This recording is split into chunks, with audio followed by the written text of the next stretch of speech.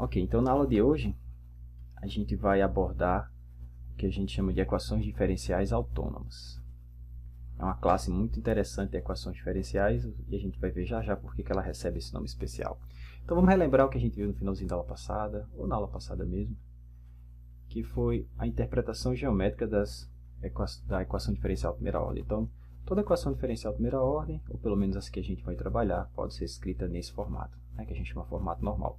Então, o que eu posso tirar de informação dessa equação? A informação que eu tiro daqui, geometricamente, é que essa função f de x, y, ela fornece as derivadas da minha função em qualquer ponto x, y. Ou seja, e geometricamente, o que a gente chama de derivada? Ou o que a gente atribui à derivada? A noção de coeficiente angular da reta tangente, né? Então, o que a gente tem aqui é uma fórmula, né? A equação diferencial de primeira ordem é uma fórmula ou uma forma de gerar coeficientes angulares. Então, por exemplo,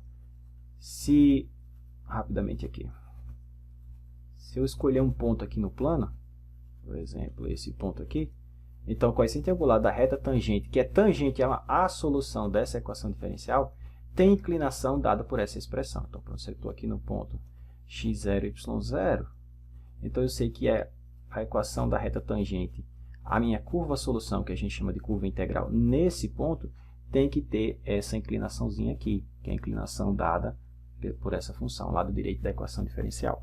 E aí, se eu fizer isso em vários pontos aqui no plano, eu vou ter esse diagramazinho, né, que a gente chama de campo de inclinações. E com esses campos de inclinações, por mais que eu não tenha a função, solução da equação diferencial, ou a família de soluções, eu tenho uma noção do jeitão da solução. Porque eu sei que uma solução que passa nesse ponto tem que ser tangente a essa curva, na verdade, esse segmento de reta tem que ser tangente a ela aqui assim, né? E aí, se você tiver um pouquinho de paciência e seguindo essas trajetóriazinhas, a gente consegue ter noção do jeitão da solução, né, da equação diferencial, sem nem ter resolvido a equação, né, porque a gente não viu as técnicas ainda, veremos a partir da próxima aula. Ok? Então, e vimos também que a direção desses segmentos de reta, né, esse campo vetorial aqui no plano, ele é dado dessa forma, v de x, y é igual a componente x é 1 e a componente y é exatamente o f de x, y aqui da minha equação diferencial. Então, representando graficamente esse campo vetorial aqui no plano, a gente vai ter o que a gente chama de campo de inclinações, né, ou do inglês slope field, para a minha equação diferencial. E aí, com esse campo de inclinações, eu tenho noção, pelo menos qualitativamente, do comportamento das soluções. Então, basicamente, foi isso que a gente viu na aula passada. E a gente viu como fazer isso, vimos exemplos, e vimos uma técnica que é chamada isóclinas, técnica das isóclinas, que nos permite obter esse gráfico de uma forma mais rápida, né, se você for fazer na mão, se não for utilizar nenhum artifício tecnológico, como o Wolfram, ou MATLAB, Maple, ou GeoGebra. Ok, então na aula de hoje a gente vai começar com a ideia de equações diferenciais autônomas. Então, o que é uma equação diferencial autônoma? Então, a gente tem aqui uma equação diferencial de primeira ordem, dy dx igual a f de x, y. Em geral, o lado de cá, né, essa função f, ela é a função que depende da variável independente, né, o x aqui é a variável independente,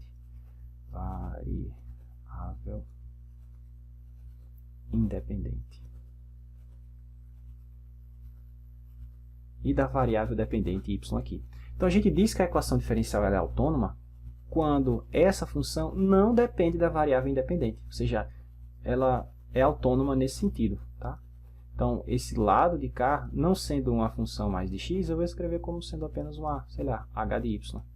Tá? Então, uma equação diferencial autônoma é uma equação diferencial que tem esse formato. Tá? O lado direito aí da equação, nossa f de x, y, não depende da variável independente. Então, quando isso acontece, a gente diz que a equação diferencial é autônoma. Em algumas aplicações, como já falei para vocês, a variável dependente é o tempo, né? Então, a gente teria algo assim, ó, dy dt igual a f de x, perdão, f de t e y, né? Em geral. Mas aí, quando ela é autônoma, ela não depende do tempo, né? Então, é por isso que vem essa nomenclatura autônoma, ela independe do tempo, tá certo? Então, no caso, se a variável for x, ela não depende do x, né? Como variável independente. E essas equações, ela tem essa equação diferencial, ela tem uma estrutura muito rica. A gente consegue analisar todo o comportamento das soluções aqui sem resolver. Novamente, a gente consegue analisar graficamente ou qualitativamente o comportamento da solução sem necessidade de resolução. Na próxima aula, a gente vai ver como é que a gente, por exemplo, pode resolver uma equação como essa. Não é complicado não, deixa eu dar um spoiler. Então, se eu tenho uma equação diferencial autônoma, supondo aqui que o h de y é diferente de zero, eu posso passar esse h de y dividindo aqui, certo? Então, ficaria assim, ó, dy, vou quebrar as diferenciais sobre h de y, depois eu vou justificar por que isso é possível, tá? E aí, você passa o dx que está aqui para o outro lado, integra dos dois lados e adiciona uma constante. Acabou, pessoal, é só isso. Quando você faz isso, o lado de cá, claro, se você conseguir integrar, vai dar uma função de x, e aí você tem a solução da equação diferencial, tá? Esse é um caso particular do método das equações separáveis, que a gente vai ver na próxima aula.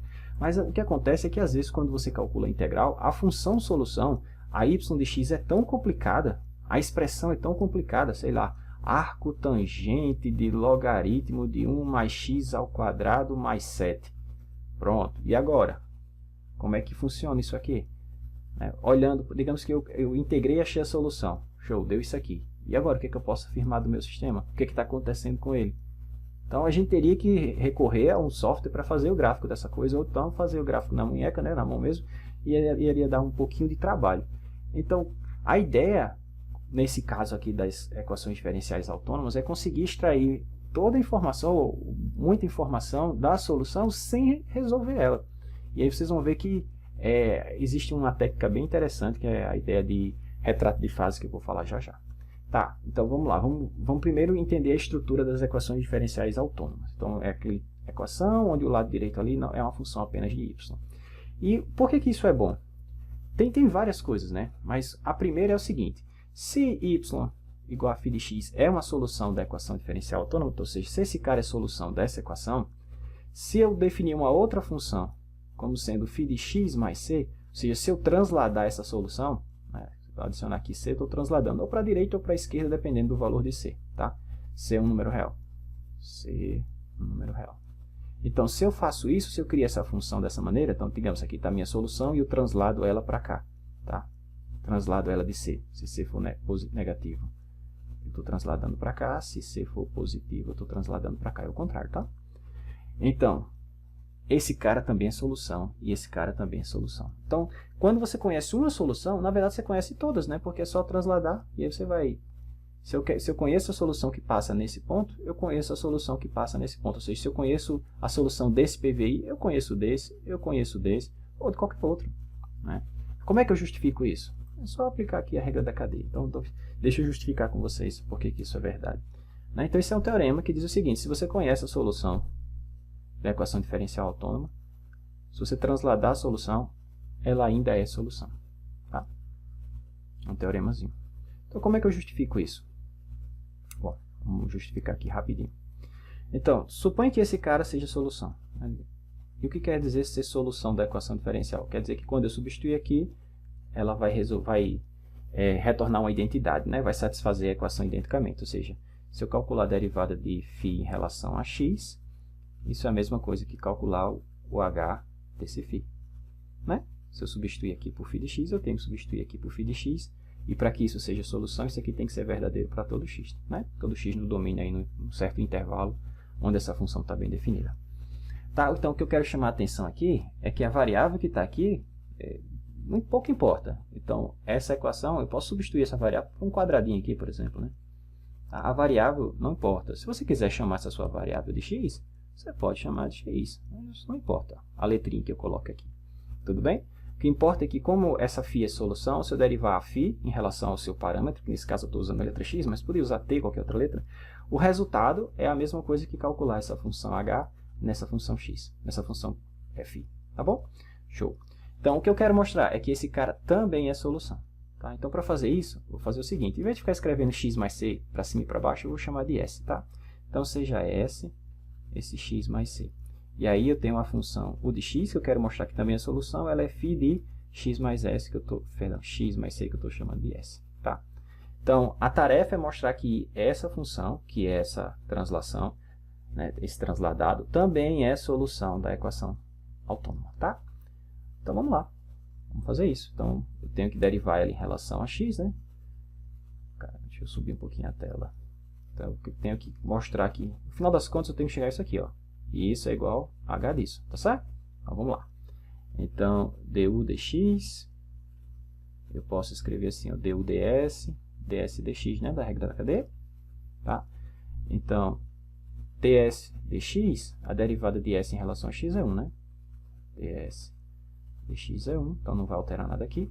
E aí eu fiquei com du ds. Mas se eu derivar esse cara em relação a s, eu estou derivando esse em relação a s, né? Porque é uma igualdade. Então, isso é dφ ds, né? Mas eu sei que essa φ, ela satisfaz o seguinte, está aqui em cima, até chamei a atenção. Ó. Se eu derivar φ em relação a qualquer coisa, isso é h de φ da coisa, né? Então, essa derivada aqui é igual a h de φ da coisa. Nesse caso é a letrinha S, tá? Então, moral da história, chegamos que du dx é igual a h de... Quem é φ de S? É u de x. Ahá! Então, veja que essa função u, ela satisfaz essa equação, né?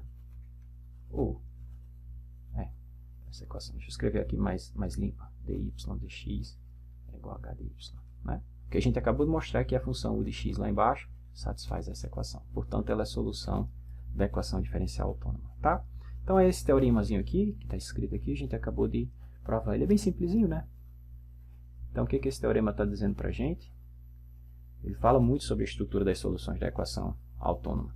Ele diz que se φ de x é uma solução da equação diferencial autônoma, então seus transladados também serão. Tá certo? E aqui está a demonstraçãozinha, caso vocês queiram ler com mais cuidado. Bom, o que mais que eu posso afirmar ou falar sobre as equações diferenciais autônomas? Uma coisa muito interessante é o seguinte. Bom, h de y é uma função, certo? Bom, e sendo uma função, eu posso fazer seu gráfico. Então, vamos pensar aqui h como uma função de y. Aqui y e h, tá? Por exemplo, h poderia ter essa carinha aqui assim, ó, certo? Uma função qualquer. Vamos assumir que h é uma função que tem derivada contínua, tá certo? Ok. Então, por exemplo, esses pontos aqui onde a função se anula são chamados zeros ou raízes, né? Então, digamos que h é zero em a e que h é zero, por exemplo, em b, esses dois pontos, tá? Então, o que esses dois pontos nos traz de importante? Porque, veja, quando é fornecido para mim a equação diferencial, eu tenho, né? Deixa eu escrever aqui. Eu tenho a equação diferencial dy dx é igual a h de y. Então, eu conheço o h de y, certo? Essa função é conhecida porque é fornecida para mim a equação diferencial. Então, eu posso fazer o seu gráfico, né? Posso representá-la graficamente assim. Isso aqui não é a solução da equação diferencial, tá certo? Isso aqui é apenas o gráfico do lado direito da equação diferencial, que nesse caso, como é a função só de uma variável, é tranquilo de fazer o gráfico dela, tá bom? E aí eu estou chamando de A, nesse caso, e B, os zeros da equação, os zeros de H. Tá? Então, eu vou fazer o seguinte, perceba que se eu definir essa função ó, y de x igual a A, essa função também é solução da equação diferencial. Essa função é solução da equação diferencial autônoma. E como A é uma constante, ela é chamada de solução constante. Solução... Tem outros nomes, tá? Mas vamos chamar aqui de solução constante por enquanto. Tá? Por que ela é solução? Como é que a gente faz para verificar? É simples, né? Se você substituir A aqui e A aqui onde tem Y, vai ficar d dx de A, né? Que é a suposta solução. Será que isso é igual a H? Aí você vai substituir o Y por A, né? Tá? Será que isso é igual? É sim, né? Porque, por definição, a função H se anula em A, então esse lado aqui dá zero, né? E a derivada de uma constante é zero. Então, essa equação ela é satisfeita identicamente. Tá? Então, o que a gente ganha com isso é o seguinte, que se eu encontrar os zeros da função h, essas são soluções da equação diferencial autônoma, tá? Essas soluções são chamadas soluções constantes. Tem outros nomes, elas são chamadas soluções constantes, soluções estacionárias, soluções de equilíbrio ou ponto crítico, né? Lembra o ponto crítico de uma função? É aquela onde a derivada se anula, né? Então é por isso que a gente tem essa notação, essa nomenclatura. Tá certo? Então, outra importante estrutura das equações diferenciais autônomas. Os zeros da função h de x são soluções constantes da equação. Vou colocar aqui, ó, como observação. Os zeros, ou as raízes, né? Outra forma de falar. As raízes da função h de y são soluções que a gente chama soluções constantes. Constantes da EDO. Da EDO autônoma.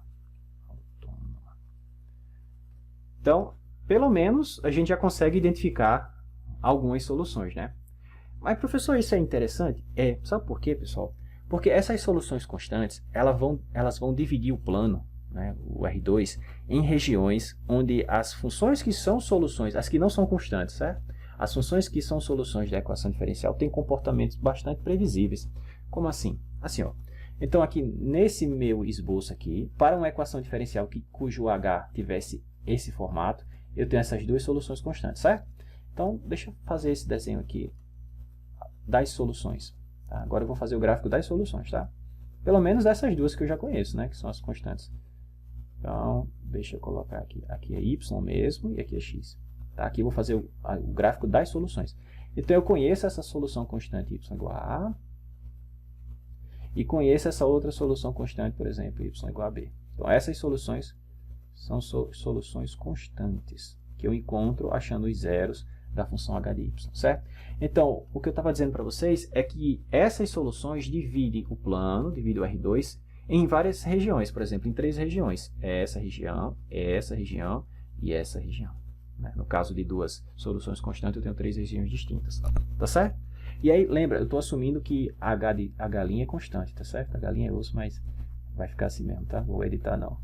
Então, a gente está estudando essa equação diferencial aqui, e aí eu estou assumindo que essa coisa aqui é contínua, tá? Contínua. Então, pelo teorema da existência e unicidade das soluções de equações diferenciais, ou teorema também chamado teorema de Picard, existe uma única função que passa nesse ponto aqui, a solução da equação diferencial. Certo? É o teorema de Picard.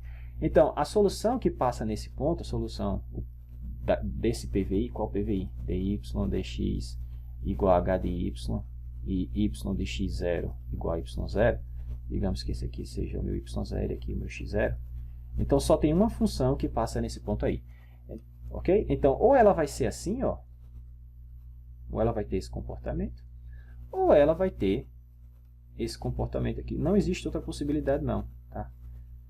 Ô professor, mas ela não poderia continuar e passar não? Não, pessoal, porque se ela passar aqui, nesse ponto aqui de interseção, essas duas soluções estariam tendo o mesmo valor. E eu sei que, por causa do teorema de Peano, as soluções são, perdão, teorema de Picard, as soluções são únicas. Então, aqui, você não teria unicidade, você teria duas soluções passando no mesmo ponto, e isso não pode.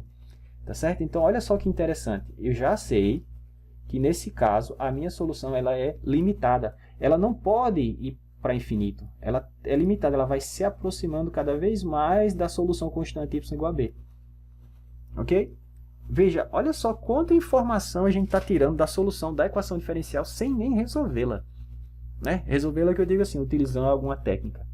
A gente consegue analisar o comportamento que a gente chama assintótico, né, para x grande, né, para x tendendo a infinito ou menos infinito, sem nem resolver a equação diferencial. Que às vezes em muitos dos casos, é isso que a gente quer saber. Qual é o comportamento da solução para um tempo grande, para um x grande. Né? Às vezes a gente não está interessado na fórmula da solução, né?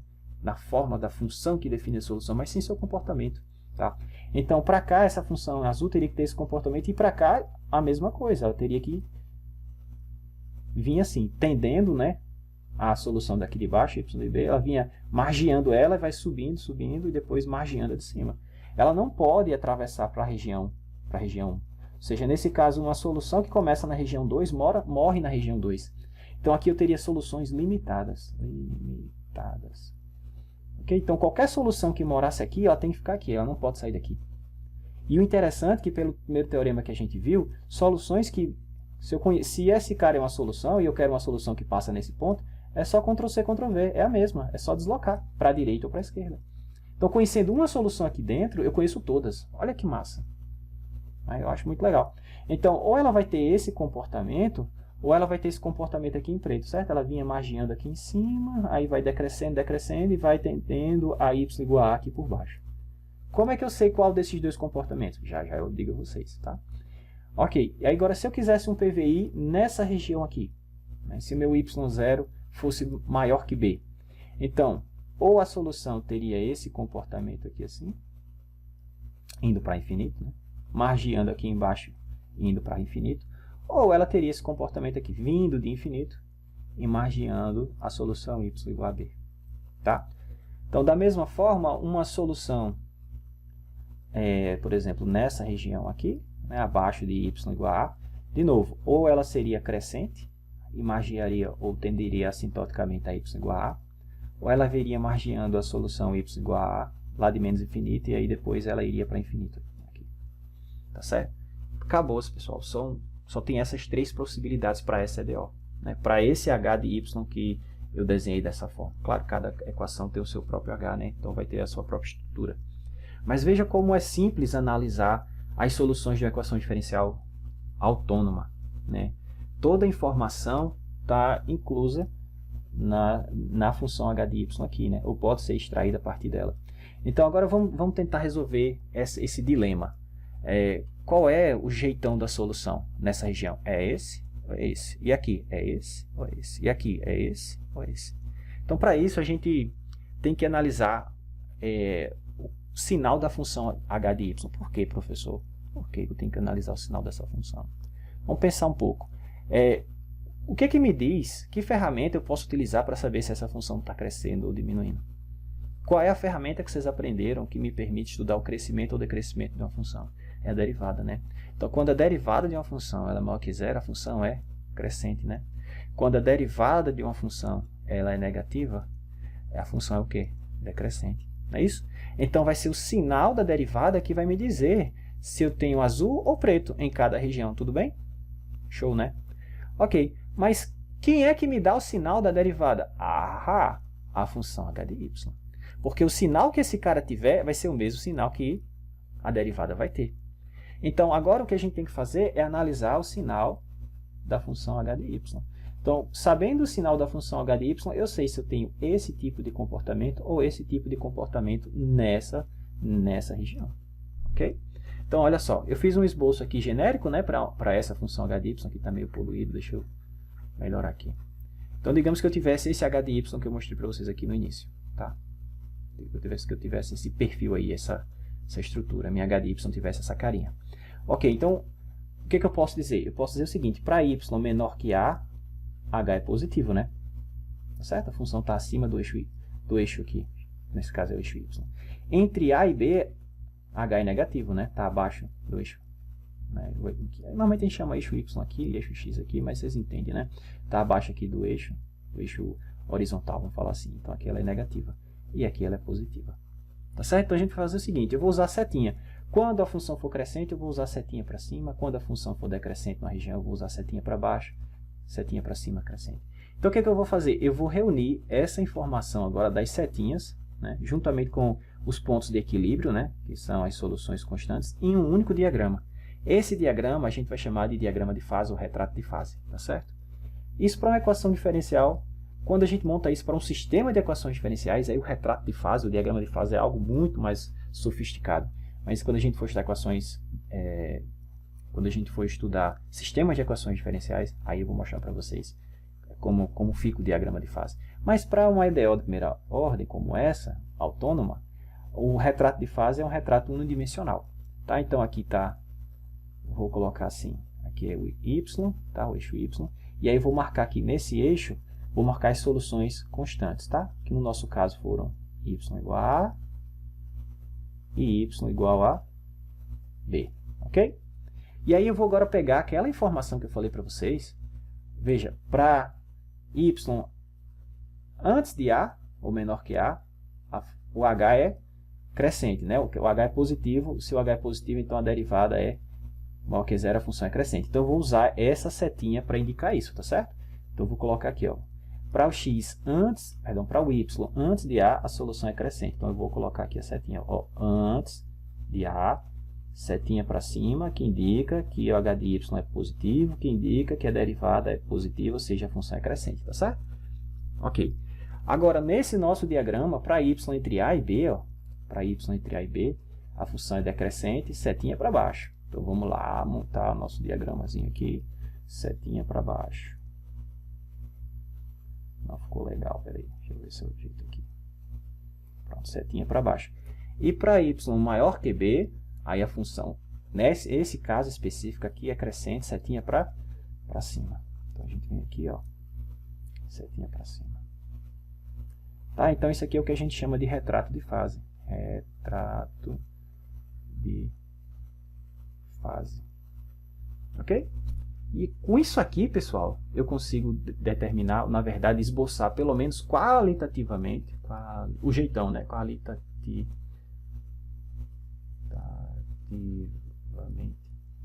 Não quantitativamente, mas eu consigo esboçar qualitativamente, ou seja, saber o jeitão da solução em qualquer uma dessas faixas, em qualquer uma daquelas regiões. Só com esse resuminho aqui, professor, só com esse resuminho aqui. Tá? A gente vai fazer alguns exemplos nesse sentido. Então, isso aqui, o retrato de fase agora, vai acabar com minha dúvida. Por exemplo, nessa região aqui, nessa região 3. Deixa eu tirar essa informação aqui, tem informação demais. Nessa região 3, a minha solução ela acrescenta ou decrescente? Olha lá no diagrama de fase ou no retrato de fase, a setinha está para cima ou está para baixo? E aí você faz a mesma pergunta para todas as outras regiões. E aí você tem a direção correta, né, ou a forma correta, o jeitão correto da solução. Então vamos lá, deixa eu fazer o seguinte, deixa eu dar um Ctrl+C, Ctrl+V aqui. Não, acho que dá para deixar na mesma. Eu vou levar lá para cima, é melhor, senão vocês não vão ver não. Ctrl+C, colocar aqui, Ctrl+V. Pronto, então vamos usar esse diagrama aqui, para dirimir as nossas dúvidas. Então nessa região 3, vou dar aqui a cor. Nessa região 3, a minha solução é azul ou preto? Então, na região 3, o y está maior que b. Então, maior que b está aqui para cima, né? Então, a solução é crescente. Então, ela é azul. Olha que massa. E nessa região, com o y entre a e b, nessa região aqui, que a gente está chamando de região 2, qual é a solução? Qual seria a solução desse PVI? Seria azul ou preta? Ó, decrescente. Então, já, ó, preta. Tá? Então, aqui, ó, nessa primeira região, essa seria a solução. Na segunda região, seria essa. E nessa região aqui de baixo, na primeira região? Bom, nessa região o y ela é menor que a, né? Crescente também. Então aqui, ó. Olha que massa. A gente conseguiu tirar informação da equação diferencial, primeiro, sem resolver, né? Segundo, apenas com uma pequena informação, né? Um pequeno... como é que eu posso chamar isso aqui? Artifício ou mecanismo ou ferramenta. Né? Uma pequena ferramenta que é o retrato de fase. Retrato de fase, que para as funções, para as equações diferenciais autônomas é o necessário. Né? Se você conhecer o retrato de fase, você conhece o jeitão da solução. Olha só que engraçado. Deixa eu chamar a atenção aqui uma coisa para vocês. Veja que essa solução constante y igual a A, ela tem a característica de que parece que está todo mundo convergindo para ela, né? Vocês conseguem perceber isso? Olha só, nessa região aqui, ó, entre as regiões 1 e 2, essa solução, que é a solução verdadeira, bom, que é a solução, né? E essa outra solução aqui, elas estão se aproximando da solução constante y igual a A à medida que x cresce. Então, elas estão tendendo assintoticamente, né, quando x é muito grande, para y igual a A. Então, parece que essa solução aqui está atraindo as outras soluções. E por esse motivo, ela é chamada de atrator. Atrator. Tá? Então, y igual a A é um atrator da equação diferencial, ou seja, soluções que começam pertinhos de A tendem para A. Tá certo? Então, por exemplo, se eu começar em y igual a A, eu vou permanecer em y igual a A para o resto da vida. Por quê? Porque ela é uma solução de equilíbrio. Se você começar aqui, você vai permanecer aqui para o resto da vida. Não sai, tá certo? O desenho está muito poluído. Mas, se você começar um pouquinho antes ou um pouquinho depois, digamos, você perturbou, você saiu daqui, perturbou a equação e veio aqui para cima. Nem se preocupe, ela vai voltar. Aí eu perturbei um pouquinho aqui para baixo. Nem se preocupe, ela vai retornar para cá. Tá certo? Então, uma solução que tem essa característica é chamada de um atrator. Tá? Ao passo que, por exemplo, y igual a b, a gente chama de repulsor. Repulsor. Por quê, professor? Porque as soluções que começam perto de b se afastam de b. Não é isso? Deixa eu mostrar aqui de novo. Deixa eu apagar aqui. Tem muita coisa nesse desenho. Digamos que eu peguei uma solução aqui. Essa uma solução que passa nesse ponto. Então, a gente já viu que uma solução que passa nesse ponto, ela faz isso, né? Ela é decrescente, né? Com relação a B. Então, ela está se afastando de B. Ela poderia ter começado perto de B, mas ó, ela vai se afastando, vai se afastando. Então, se eu começar aqui em cima, então a solução é fazer isso. Ela vai se afastando, ela vai abrindo e se afastando de y igual a B. Então, uma solução com essa cara, um ponto da equação que satisfaz isso, chamado de repulsor. Tá certo? Então, a gente tem atratores, são aquelas soluções para onde as outras convergem, e repulsor são aquelas soluções onde dela as outras abrem ou divergem. Tá certo? Existe outro tipo de comportamento que seria setinha para baixo e setinha para cima, né? Aqui eu fiz o seguinte, ó, a gente viu isso aqui, que é a característica de um atrator, tem esse aqui, que é a característica de um repulsor, mas eu poderia ter, sei lá, algo assim, para cima e para cima. Então, numa direção ela está atraindo, na outra está repelindo, né? A gente chama isso de nó, tá certo? Isso é um nó, ou um ponto de equilíbrio semi-instável. Ela é instável numa direção e instável na outra, tá certo? Então, esse cara, nesse caso, é chamado de um repulsor, ou ponto de equilíbrio instável. Se você perturbar a solução, ou seja, se você começar em y igual a b, você vai permanecer y igual a b para sempre. Se você começar em y igual a A, você vai terminar em y igual a A para sempre. Mas nesse caso, se você saiu dessa trajetória e andou um pouquinho para cima, nem se preocupe, você vai embora. Se você começar aqui, nem se preocupe, você vai embora. Diferentemente desse cara aqui, se você começou aqui, ela converge de volta. Se você perturbou e veio para cá, ela volta para ela. Tá certo? Então, esse aqui é chamado, como eu falei, um repulsor ou um ponto de equilíbrio instável. Balançou um pouquinho, saiu um pouquinho, ela vai embora. Lembra, é como se fosse, por exemplo, você tem um vale aqui e a montanha. Tá? Se você colocar uma bolinha aqui em cima, deixar ela equilibrada, ela vai ficar aí pro resto da vida se você não mexer. Se você colocar uma bolinha aqui embaixo, ela vai ficar aqui pro resto da vida se você não mexer. Agora, se você der um peteleco, se você der qualquer informaçãozinha, qualquer movimentozinho que você der, qualquer perturbaçãozinha que você der nessa bola, ela vai sair desse ponto. Né? Então a gente chama isso aqui de um ponto de equilíbrio que instável. Se você fornecer um pouquinho de velocidade, nem que seja um pouquinho para a direita ou um pouquinho para a esquerda, ela vai descer o vale. Quer seja para lá ou para cá. Né? Então esse aqui é um ponto na mecânica, a gente chama isso de um ponto de equilíbrio instável. Né? Tá certo? Aqui a derivada da energia potencial é zero, mas a derivada segunda não é zero. Né? A derivada segunda, como ela é instável, vai ser negativa, positiva. Tá? Aqui é o contrário. Aqui, se você está nesse pontinho aqui, se qualquer perturbaçãozinha que você der, se você colocar ela um pouquinho mais aqui para cima, ou nessa direção, ela vai ficar oscilando, oscilando, mas termina voltando. Né? Então aqui é um ponto de equilíbrio estável. E esse aqui é um ponto de equilíbrio instável. Tá certo? É como se fosse aqui o nosso repulsor e o nosso atrator. Tá? E aí tem os nós também, o ponto de equilíbrio semi-instável, que ela é estável em uma direção e instável na outra. Tá? Então vamos fazer um exemplozinho, onde a gente vai obter o diagrama de fase, o retrato de fase para uma equação diferencial, tá? É justamente esse exemplo aqui, ó. Determine o retrato de fase para essa equação diferencial autônoma. Tá? E aí, só isso, só obter o retrato de fase. No próximo exemplo, a gente vai obter o retrato de fase e a partir do retrato de fase a gente vai esboçar as soluções de maneira qualitativa. Tá bom? Ok, então a equação diferencial que foi dada aqui é y' igual a y² menos 3y mais 2. Tá? Então, a primeira coisa é descobrir quem é meu h de y. Bom, meu h de y é exatamente essa função, né, professor? Então, y² menos 3y mais 2. Eu posso fatorar esse cara como y menos 1 vezes y mais 2, tá? Ou menos 2. Se você multiplicar esses caras, dá isso.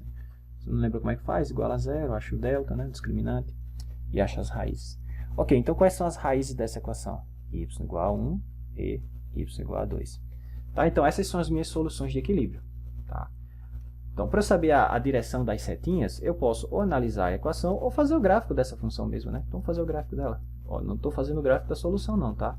Estou fazendo aqui o gráfico da função h de y. H. É uma parábola, né? Isso aqui é uma parábola, como o coeficiente aqui é positivo, com cavidade voltada para cima, que passa em 1 e 0. Né? 1 e 0 não, 1 e 2. Então, para y menor que 1, o y é positivo, né? Então, aqui a gente vai ter soluções setinha para cima, né? Crescente. Aqui a função é negativa, então eu vou ter aqui um setinha para baixo nessa região, né? E aqui a função é positiva, setinha para cima. Bom, acabou. Era só isso que eu precisava para montar o meu retrato de fase. Então, o retrato de fase para essa equação diferencial vai ficar assim, que é o y, vamos marcar as soluções de equilíbrio, que é y igual a 1 e y igual a 2. Ok? E aí, vamos colocar agora as setinhas. Para y menor que 1, setinha para cima, a solução é crescente. Para y entre 1 e 2, setinha para baixo, o y é decrescente. Né? Então, a gente já vê aqui que y igual a 1 é um atrator. Né? As soluções próximas de y igual a 1 convergem para ela. Para y maior que 2, crescente de novo. Então, setinha para cima. Então, a gente percebe aqui que y igual a 2 é um repulsor. Né? Soluções que começam perto de y igual a 2, elas se afastam. Né? Certo? Ok. Com isso aqui já seria suficiente, essa informação já seria suficiente para eu esboçar qualitativamente os gráficos das soluções. A gente sabe, no caso, então, que o plano estaria dividido em 3 regiões, né? Y menor que 1, entre 1 e 2 e maior que 2. Basicamente o que eu fiz aqui com A e B, né? Tá certo? Que eu fiz aqui com Y igual a A, aqui, ó. Que eu fiz aqui com Y igual a A e Y igual a B. É só trocar A por 1 e B por 2. Tá certo? Ok, mas nesse exemplo ele só pede para a gente montar o retrato de fase. Bom, se é só isso a tarefa feita. Está aqui o nosso retrato de fase. Ok? Então, o próximo exemplo é aqui no material que eu vou passar para vocês. Ele fala, eu escrevo aqui passo a passo e como fazer, mas é basicamente isso, tá? Para a gente montar o retrato de fase. Então, está aqui o retrato de fase. Mistura. Assim, eu posso juntar o retrato de fase com o gráfico da função g de y, ou h de y, nesse caso, como eu estou chamando, né? Poderia fazer isso, ó. Deixa eu só mostrar como é que ficaria no exemplo anterior. Vocês podem encontrar isso em alguns materiais, tá? Então, por exemplo, a gente viu que ela tem esse jeitão aqui, né? Aqui era y igual a 1, aqui era y igual a 2, né? E aí, a gente sabe que nessa parte aqui, deixa eu colocar aqui o nome dos eixos, y e h de y. Então, aqui a função é positiva, então eu posso colocar a setinha aqui, ó, aproximando para 1. Aqui a função é negativa, então setinha apontando para 1 também, né? Em vez de colocar para cima e para baixo, eu estou colocando ainda para cima e para baixo, não sei se vocês percebem, mas para cima e para baixo com relação a esse eixo, tá certo? Então ficaria tipo direita e esquerda, né? E aqui, como a função é crescente, setinha para lá. Se você olhar para esse desenho aqui, é o mesmo que esse desenho aqui, né? Só que aqui ele está em pé e o outro está deitado, tá certo? Então vocês podem encontrar em algum livro, em algum material, o retrato de fase nesse formato, tá certo? Junto, as duas informações juntas, né? O retrato de fase e o gráfico da função h de y. Tá. E aí com essa informação é possível criar, analisar ou retornar essas funções que estão aqui. Essas sim são as soluções da equação em diferentes regiões, né? No caso aqui eu tenho 3 regiões, né? Região 1, região 2, região 3. Tá? Ok. Então, o próximo exemplo, a gente vai juntar tudo e resolver o máximo, vamos tirar o máximo de informação possível da minha equação diferencial. Então, nesse exemplo, ele diz o seguinte, ó. Deixa eu mostrar aqui. Considere esse problema de valor inicial. Está aqui a minha equação diferencial, que é autônoma, porque o lado direito não depende de x. E está aqui sujeita a essa condição inicial. Quando x for zero, eu quero passar nesse ponto y0.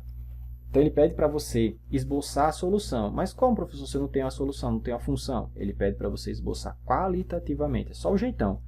Então, esboce qualitativamente o comportamento da solução para os seguintes problemas de valor inicial. Para esse PVI, quando o y0 for um número maior que 1, quando o y0 for um número entre 0 e 1, estiver entre menos 1 e 0 e for menor que menos 1. Tá certo? Então, é isso que ele pede. Tá? Se eu quero saber como é que é a solução nesse ponto, nesse ponto, nesse ponto, nesse ponto. Aqui é o eixo y, tá? Ele dá diferentes valores para o y0. Se o y0 for maior que fulano, se o y0 for entre fulano e cicrano, se o y0 for tal, se o y0 for tal. Então eu quero saber como é que é o comportamento da solução em cada um desses carinhas. Tá bom? Então o que a gente vai fazer? Vamos utilizar o que ele falou aqui, ó. Utilizar o retrato de fase para nos auxiliar na obtenção dessa informação. Tá bom? Ok, então vamos lá. Então, quem é a equação diferencial? Essa aqui, ó. dy, dx, ou y', né? É igual a y3 menos y. Esse aqui é o meu h de y, tudo bem? Aqui eu posso fatorar de forma simples, como sendo y, que multiplica y2 menos 1, né? Então, se eu igualar isso aqui a zero, as soluções são y igual a 0, y igual a menos 1, né? Porque vai ficar y² igual a 1, então y igual a mais ou menos 1, né? E y igual a 1. Então, estão aqui as nossas soluções de equilíbrio. 1, 2, 3, né? 3 soluções de equilíbrio. Aqui. Essas 3 soluções irão dividir o plano em 4 regiões, né? Justamente, então, é uma região onde isso acontece, onde isso acontece, onde isso acontece, onde isso acontece. E aí ele pede que a gente analise qualitativamente o jeitão da solução em cada uma dessas regiões, tá?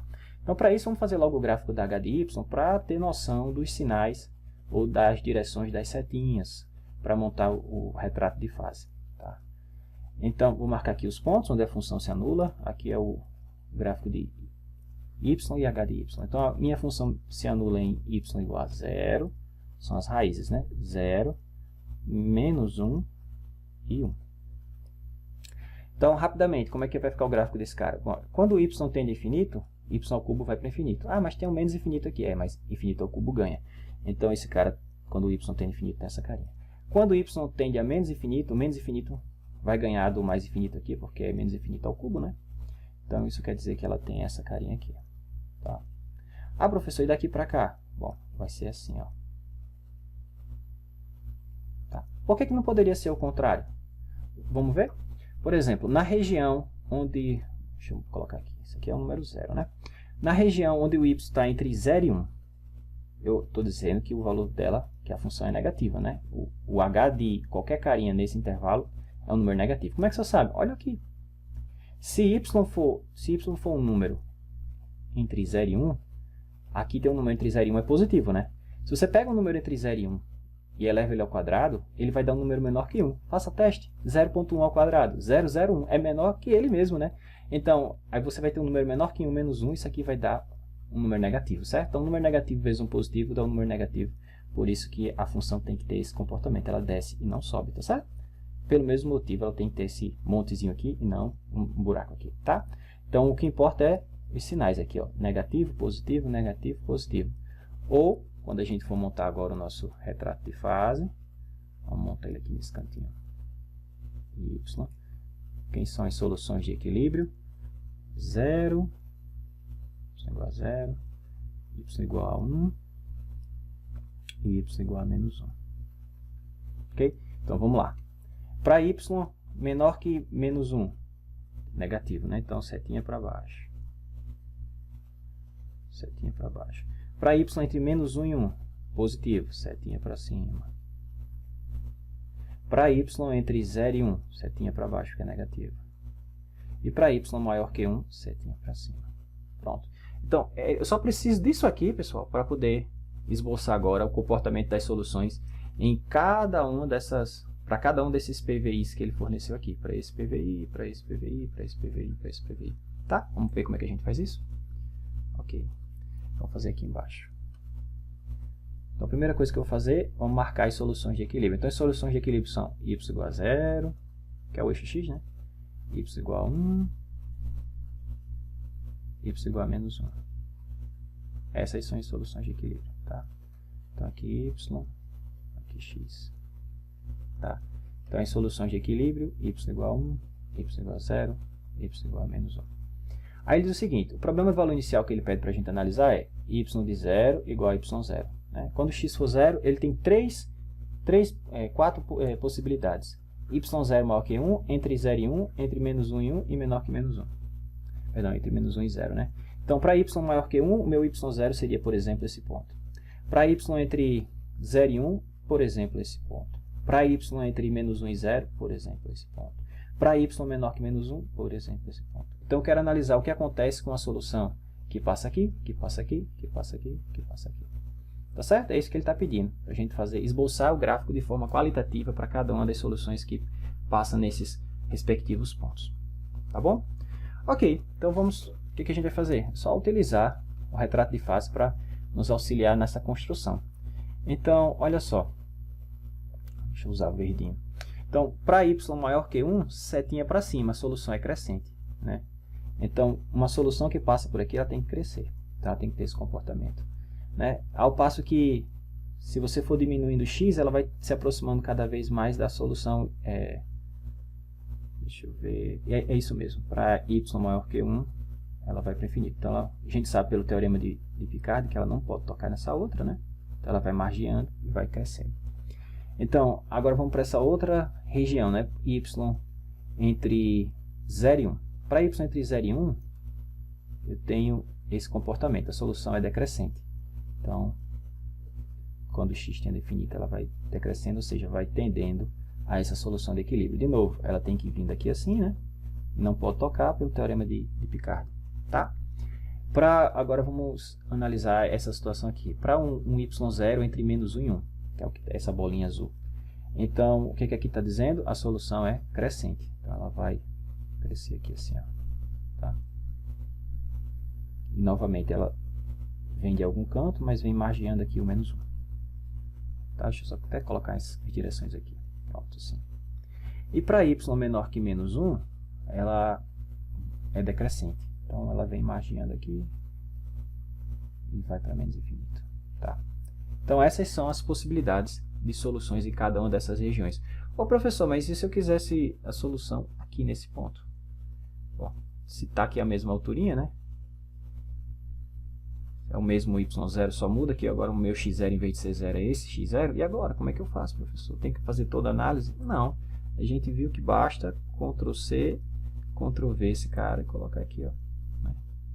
A gente viu que se eu conheço uma solução para um certo x, eu conheço essa solução para qualquer x transladado, né? Então, eu sei que a solução aqui, se eu transladar para cá de C, ainda é solução. Tá? Então, na verdade, conhecendo essas 4 soluções nessas regiões distintas, eu conheço todas, né? Que é só transladar para a direita, para a esquerda, ou nessa região, ou nessa região, ou nessa, eu tenho todas informação acerca da minha equação diferencial. Então, veja como é interessante essa técnica do retrato de fase, nos permite extrair toda a informação da equação diferencial, né, das suas soluções de forma qualitativa, sem a necessidade de resolver a equação. Porque, novamente, poderia ser que depois que vocês aprendessem as técnicas de resolução, a gente encontrasse a função que descreve esse cara, que descreve esse cara, que descreve esse cara. Mas essa função, algebricamente, pode ser tão complicada de você analisar a expressão dela, que olhando para a função, você não saberia dizer se ela tem esse comportamento, se ela tem esse comportamento, se ela tem isso, se ela tem esse. Mas essa estrutura simples, esse pequeno mecanismo, essa pequena ferramenta aqui, nos permite tirar essa informação de uma maneira bastante rápida. Né? Veja, se eu fosse dizer a vocês quem são as soluções em cada uma dessas regiões e colocasse as funções aqui, provavelmente a gente não ia conseguir fazer o gráfico delas tão rápido como eu fiz aqui, não. Tá? Vou fazer o seguinte, na próxima aula, quando a gente for estudar o método de separação de variáveis, eu vou tentar resolver esse exemplo aqui. E aí vocês vão ver, vocês vão olhar para a função e vocês não vão conseguir perceber isso tudo aqui de uma vez só. Tá? Por quê? Porque a expressão da função não vai ajudar tanto a gente tirar a ideia desse comportamento de forma tão rápida. Mas essa simples ferramenta nos permite. Tá certo? Então eu vou parar por aqui. E na próxima aula está aqui, ó, as possíveis soluções, como eu falei, né? Aqui vai para infinito, aqui são soluções limitadas que tendem a essa solução de equilíbrio, aqui uma outra solução ilimitada que vai para infinito. Então, a gente consegue rapidamente capturar a essência das soluções, né? A gente faz essa análise qualitativa sem a necessidade de resolver analiticamente ou algebricamente a equação. Isso é muito poderoso, esse tipo de ferramenta. E aqui é um caso unidimensional, né, que é o retrato de fase unidimensional. Quando a gente for estudar sistemas de equações diferenciais, por exemplo, dy dt igual a uma função de x, y e t, dx dt igual a outra função de x, y e t, a gente começa com o caso onde essas funções são lineares. Mas mesmo assim, mesmo no caso onde essas funções são funções lineares em x e t, em x e em y, a solução aqui pode ser muito complicada de se analisar. E até de você obter a expressão, né? A gente vai ver que existem técnicas para isso, transformado Laplace, exponencial de matrizes, existem autovalores, autovetores, existem várias técnicas para resolver esse tipo de problema. Só que também existe essa análise do espaço de fase, ou do retrato de fase, para esse tipo de problema. Isso aqui também é uma equação diferencial de primeira ordem, né? A maior derivada aqui só que é um sistema, né? Um sistema de equações. E aí a gente vai ver por ocasião como analisar a solução desse cara dessa forma. É muito mais legal. Tá? Ah, professor, mas e se o meu sistema não for linear, se o FG não for linear? Aí eu vou mostrar para vocês outras técnicas, né? A gente lineariza esses caras. Isso é muito utilizado em teoria de controle, né? Você pega um problema dessa forma, que não é linear, você lineariza e aí acha a solução. Só que às vezes, de forma prática, é muito melhor a gente fazer uma análise do espaço de fase, do retrato de fase, do que buscar as soluções em si. Tá? Então isso aí fica para os próximos capítulos. Vou parar por aqui.